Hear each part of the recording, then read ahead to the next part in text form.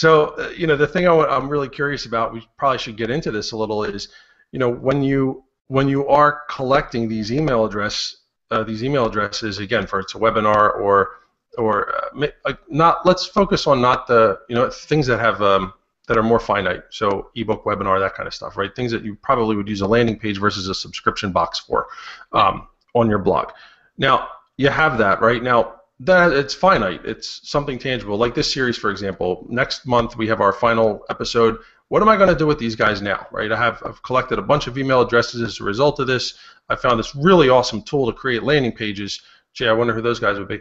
And it's unbalanced in case anybody couldn't figure that out. So yeah, I'm collecting all these email addresses, but now what do I do? And I would love to get your take on how to maybe move people through a process where you're collecting their email addresses and then moving them to something else that doesn't have that specific application to why they signed up. And what do you guys do, or what are your advice in that sense? Well, there's a ton of ways to skin that cat, of course, but what we do is we have one bigger list and we segment like the bejesus.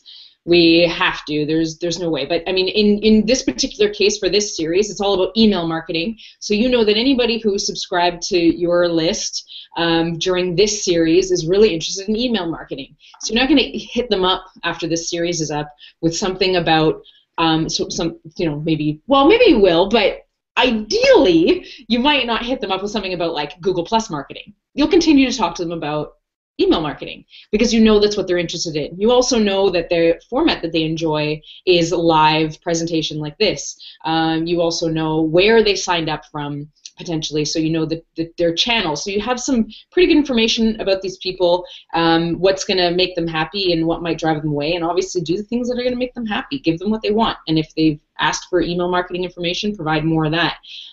Obviously, the same.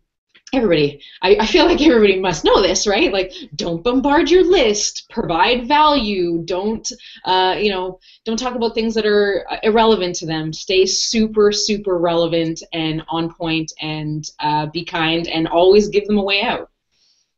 That's true. And you're right. You'd think that everybody would like to totally get this, and especially when it comes to these types of event signups, man, oh man. I'm sure you know it too. Like, I've seen so many companies drop the ball on that, and it's just, all right, you signed up for our webinar, and then you get now we're going to add you to our newsletter. Right? Yeah. And some of them are content marketing companies, which really gets my goat, because it's like, you guys should know better of all people. Yeah. I think sometimes, what happens is sometimes the companies just think it's worth it. The risk they might find that it's worth it, and if they lose people, they lose people. But it's sort of a decision you need to make, and it's probably it would be an interesting thing to test. Obviously, it's not like best practices to hit up everybody on your list about everything that you're doing, but like I said, some people might find the risk worth it, but it's definitely a risk for sure. Especially now, people are so. They deserve more. There's so many lists to be part of that, as soon as one sends you one bad email, you're like, I'm done. Like, no more. I don't have time to delete another email.